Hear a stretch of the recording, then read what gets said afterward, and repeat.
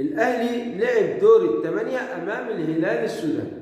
الأهلي عمل كل حاجة في الكورة أمام الهلال السوداني، كانت تمرينة قوية للنادي الأهلي أمام الهلال السوداني على استاد القاهرة المزدحم بالجماهير 50,000 أو 60,000. ما شافهمش معظم لعيبة النادي الأهلي في الاستاد الجماهير دي، ولكن الهلال السوداني في النقيض ما شافش جماهير بالرعانة دي، بالقوة دي، بالشراسة التشجيعية دي. الأهلي حديد، وما نقولش غير إنه الأهلي حديد. لما يجيب هدف واثنين وثلاثة يبقى الأهلي فريق جامد، فريق جبار. ليه؟ لأن النادي الأهلي المباراة تقيلة فعلا، المباراة قوية فعلا. يعني الهلال السوداني ضربة جزاء في بلدك ما جبتهاش، عاوز تهدف في الأهلي على استاد القاهرة بالجماهير العظيمة اللي احنا شفناها دي والتشجيع الجبار من النادي الأهلي والشراسة التشجيعية من جماهير النادي الأهلي. عاوز كنت تهدف في النادي الأهلي؟ يعني كنت متكل انك انت تجيب هدف في النادي الأهلي؟ ضربة جزاء في بلدك او على ملعبك ما جبتهاش، عاوز تهدف في النادي الأهلي؟ ازاي؟ العقل ما يقبلش، العقل ما يقبلش الكلام اللي انت بتتكلمه على السوشيال ميديا، على الصفحات بتاعتك، وبتحقر من النادي الأهلي. النادي الأهلي فريق جبار، فريق جامد، فريق بطل أفريقيا.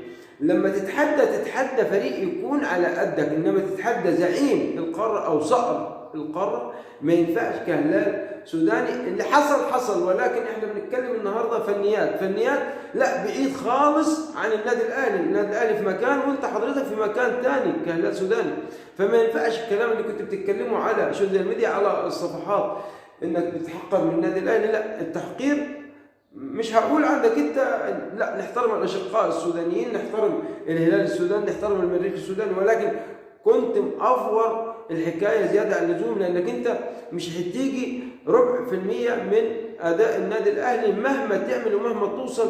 انت عملت كل حاجه في المجموعات، ولكن في النهايه البطل قال لك لا خلاص، الهلال بيظهر اول الشهر واحنا دلوقتي في نص رمضان. صفحات الهلال السوداني ما كانش بتجيب اي حاجه على منتخب بلادهم، في حين احنا في اللحظات دي قبل مباراة الهلال السوداني كان معانا المنتخب بيلعب مباراتين وخلاص صعد بإذن الله لكأس أفريقيا.